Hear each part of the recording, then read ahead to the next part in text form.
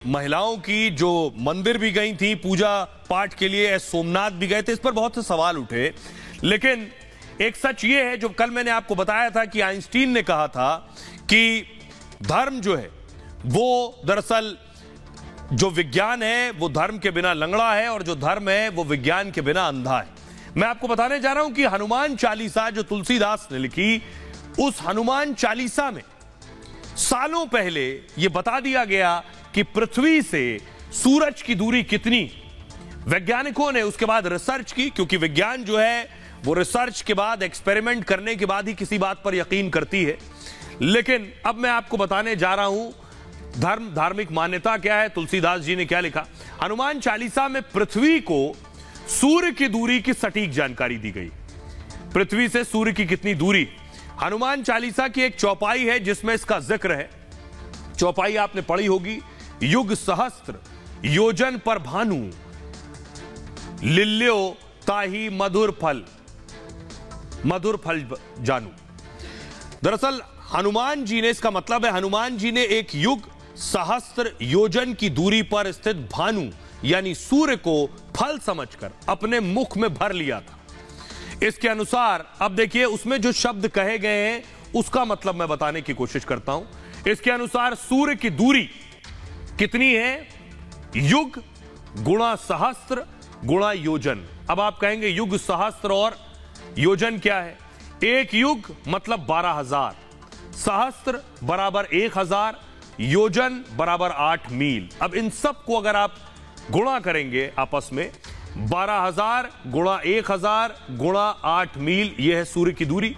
पृथ्वी को सूर्य की दूरी जो आएगी निकलकर वो 9,60,00,000 मील आएगी। अभी किलोमीटर में से बदलते हैं, 1 मील बराबर 1.6 किलोमीटर है। 9,60,00,000 गुणा 1.6 किलोमीटर बराबर कितना आ रहा है? 15,36,00,000 किलोमीटर। तुलसीदास ने 15वीं शताब्दी में यह बता दिया था कि दूरी कितनी है। बाद में वैज्ञानिकों ने भी दूरी करीब इतनी ही बताई। अब आपको सुनवाने जा रहा हूं, सुनिए जरा। हमारे साथ साइंटिस्ट जुड़ रहे हैं, सृजन पाल जी, वो इस पर और तस्दीक करेंगे कि कितना फर्क है, कितनी हकीकत है।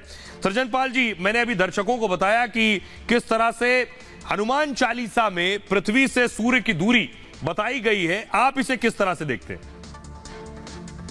हनुमान चालीसा में जिस लाइन का हम उल्लेख कर रहे हैं, यानी युग सहस्त्र योजन पर भानु, लिलियो ताही मधुर फल जानू। मधुर फल से यहाँ पे सूर्य का तात्पर्य है, वो सूर्य को एक फल के रूप में देखा गया और बोला गया कि युग सहस्त्र योजन, यानी युग कितना होता है? 12,000 साल, सहस्त्र कितना होता है? 1,000, और योजन कितना होता है? लगभग 15 किलोमीटर।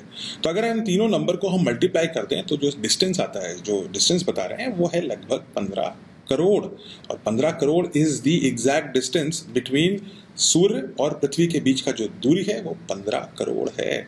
तो ये बहुत ही इंटरेस्टिंग बात है, बहुत ही आश्चर्यचकित करने वाली बात है।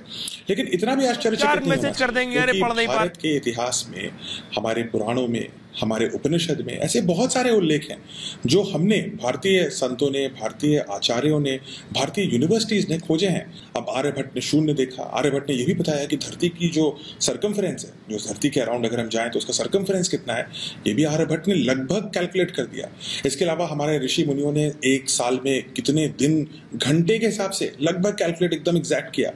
धरती और चंद्रमा के बीच में कितनी दूरी है, ये भी हमने लगभग एग्जैक्ट कैलकुलेट किया, जो शायद 1,000 साल एक्स्ट्रा लगा पाश्चात्य साइंटिस्ट्स को डिस्कवर करने में। बहुत शुक्रिया। शुरुआत करने जा रहे हैं